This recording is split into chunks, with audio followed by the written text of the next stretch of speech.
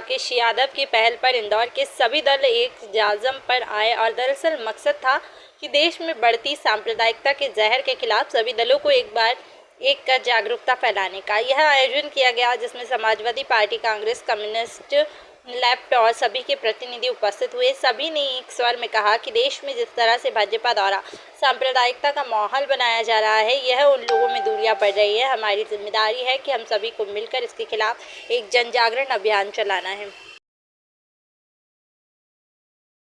सब लोग आज यहाँ इकट्ठा हुए हैं कि जो देश में जिस तरीके का सांप्रदायिक वातावरण चल रहा है, उस सांप्रदायिकता से हम कैसे मुकाबला कर सकते हैं, हम कैसे उससे लड़ सकते हैं, और इसके लिए हम पूरे इंदौर के जो लोग हैं वो यहाँ पर इकट्ठा हुए हैं। और हम सबका ये मानना है कि महात्मा गांधी जो सर्वधर्म समभाव की बात करते थे, उस सर्वधर्म समभाव को हम लोग दोबारा से अपनाएं, क्योंकि ये बहुत साफ है कि अगर इस देश को बचना है तो उसको सांप्रदायिकता को अपने से अलग हटाना पड़ेगा।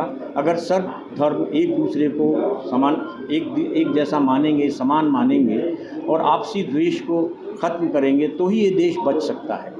इस देश को बचाने का एकमात्र तरीका है कि हम सब लोग, सारे धर्म के लोग एक साथ मिलजुल कर काम करें, और यही आज शुरुआत हम लोग यहाँ से कर रहे हैं। अगला चुनाव और ये सब कुछ जो चल रहा है, ये जिस तरीके के सांप्रदायिक वातावरण में हो रहा है, हम चाहते हैं कि आम जनता जो है वो बहुत विवेक के साथ अपना मतदान करे और देश में जो सांप्रदायिक ताकतें हैं, उन सांप्रदायिक ताकतों को वो अपने तरीके से जवाब दें। सर, सत्ताधारी दल है भाजपा, ये आप मानते हैं कि सांप्रदायिकता के हिसाब से ही चुनाव जीत रहे हैं, उसी मुद्दों को लेकर जीत रहे हैं? देखिए, हम यहाँ एक बात बहुत स्पष्ट कर देना चाहते हैं कि हम लोग सारी बातें, बहुत सारी चीज़ें जनता के विवेक पर छोड़ना चाहते हैं। हमारा मकसद यहाँ इस कार्यक्रम के जरिए ये है कि हम उनके सामने जो परिस्थिति है उस परिस्थिति को रखना चाहते हैं कि सांप्रदायिकता से अंततः इस देश को क्या नुकसान है, ये उसको तय करना है कि वो किसे सांप्रदायिक मानती है या न मानती। हम उस कैंपेन के मोड में नहीं जाना चाहते। हम जनता को एक किस्म से जागरूक करना चाहते हैं कि वो अंतर करना समझे कि सांप्रदायिकता क्या है, सांप्रदायिकता की क्या दुष्परिणाम है। और ये सांप्रदायिकता जिस तेज़ी से बढ़ रही है उसकी वजह से आप देख रहे हैं कि कोई बेकारी पर बात नहीं कर रहा। आज देश के 45% युवा जो है वो बेरोजगार हैं, उस पर कोई बात नहीं हो रही। गरीबी लगातार बढ़ रही है, आर्थिक असमानता लगातार बढ़ रही है। हम सिर्फ ये चाह रहे हैं कि हम सांप्रदायिकता के मुद्दे को जब हम धीमा कर पाएंगे, उसको शांत कर पाएंगे, तो बाकी लोग जो हमारी जीवन के ज़रूरी मसले हैं उस पर बात कर पाएंगे, उस पर सोच पाएंगे। अभी जिस तरीके से उन्हें चार्ज कर दिया गया है वो कुछ और सोच ही नहीं है। तो हमारा सिर्फ इतना कहना है कि अगर सांप्रदायिकता का ये जहर कम होगा तो वो अपने बारे में, अपने बच्चों के भविष्य के बारे में सोच पाएंगे। कभी वो सोच पाएंगे कि देवी अहिल्या विश्वविद्यालय में पिछले 25 साल से एक भी प्रोफेसर नहीं है, यहाँ 225 प्रोफेसर होने से वहाँ 12 या 15 या 20 प्रोफेसर हैं। रीवा यूनिवर्सिटी में 12 प्रोफेसर हैं। विक्रम विश्वविद्यालय में आपने कितना पैसा कहाँ कहाँ लगाया है, ये अलग मुद्दा। सांप्रदायिकता को लेकर एक जन जागरण अभियान शुरू हुआ है जिसमें आज बैठक हुई है। किस तरह की बैठक की और कौन कौन से दल शामिल हुए? देखिए, देश और प्रदेश में लगातार सांप्रदायिकता को लेकर ऐसा माहौल बनाया जाता है जिससे जो आम समस्याएं हैं, जो जनता की समस्याएं हैं, पीछे छूट जाती है और वोटर एक भावनाओं में बहकर वोट का निर्णय कर देते हैं। हर बार पिछले 9 साल से यही हो रहा है कि सांप्रदायिकता इस तरीके से उसकी रचना की जाती है कि जब वोट डलते हैं तो वो हिंदू मुस्लिम में डिवाइड हो जाते हैं या जातिगत डिवाइड हो जाते हैं। इस बात को लेकर आज विचार गोष्ठी का आयोजन किया गया। विभिन्न दलों के नेता, जो प्रतिष्ठित नेता वो शामिल हुए, जिसमें समाजवादी, CPM, CPI, अन्य दलों के नेता हैं। उन्होंने अपने विचार व्यक्त किए, सबने विचार मंथन करा। इस बात पे एक सहमति बनी कि हमें कैसे समाज में काम करना है, कैसे संदेश पहुंचाना है ताकि सांप्रदायिक एकता पे ठोस निर्णायक कदम उठाया जा सके और इस आधार पर कोई वोट प्राप्त ना कर सके। अगर विकास के आधार पर वोट प्राप्त करता है तो अच्छी बात है, लेकिन अगर हिंदू मुस्लिम करके वोट लिए जाते हैं और बाद में उस एजेंडे को धर्म के आधार पर परिवर्तन किया जाता है तो वो इस देश के प्रजातंत्र के लिए खतरा है। उस खतरे से आगाह करने के लिए सबने अपने विचार व्यक्त किए। बीजेपी पे इस तरह के आरोप कांग्रेस हमेशा लगाती है। देखिए, भारतीय जनता पार्टी का जो स्वरूप है वो धर्म पर आधारित है, उनकी कोई नीति नहीं है, क्योंकि आज़ादी के आंदोलन में उनकी कोई भूमिका नहीं थी।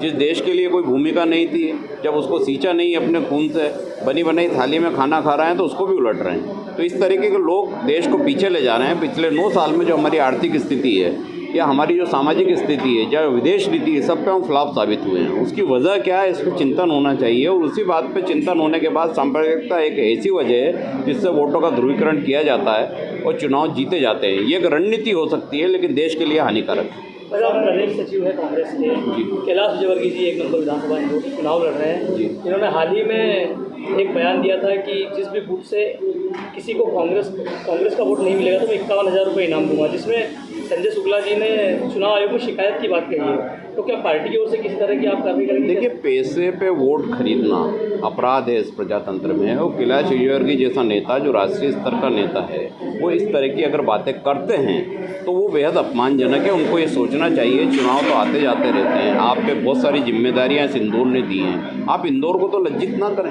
इंदौर की जनता को लज्जित ना करें। आप इस तरह की घोषणाएं कर रहे हैं कि मैं 51,000 रुपये दूंगा, कांग्रेस को वोट मत दो। इससे ज़्यादा खराब बात इस प्रजातंत्र में क्या हो सकती है? अगर आप चुनाव नहीं जीत सकते हैं एक अलग बात है, लेकिन अगर आप चुनाव सभ्यता से नहीं लड़ सकते हैं तो आपको मैदान से हट जाना चाहिए। किसने बोला है कि आप यहाँ चुनाव लड़ें? अनेक बीजेपी के दूसरे अच्छे नेता हैं, सामाजिक नेता हैं, वो लड़ेंगे, प्रदेश को एक अच्छा माहौल मिलेगा। आप जैसा नेता इस प्रदेश में अगर जीत भी गया तो वो फिर सरकार गिराने बनाने का काम करेगा। कौन बनेगा मुख्यमंत्री की रेस में शामिल होगा, फिर वही लड़ाई शुरू होगी जो 12 साल पहले समाप्त हो गई थी। कहीं ना कहीं भारतीय जनता पार्टी भी उनसे दुखी है, उसका चरित्र चित्रण लगातार सामने आ रहा है। सर, महाकाल लोक का जो प्रोजेक्ट था कामत लाए थे और वाई बीजेपी लोग ने, इसको लेके क्या कहना चाहिए? देखिए, कांग्रेस की जितनी भी योजना थी, आज जितने भी फीते शिवराज जी ने काटे हैं, वो कांग्रेस के समय में लागू की गई योजना है। महाकाल लोक हो, ओकारेश्वर का ओम का लोक हो या अन्य योजनाएं हों, आप लाडली बहना की जो योजना उसकी मूल कल्पना कर्नाटक से शुरू हुई थी, उसके पहले वो हिमाचल में शुरू हुई थी।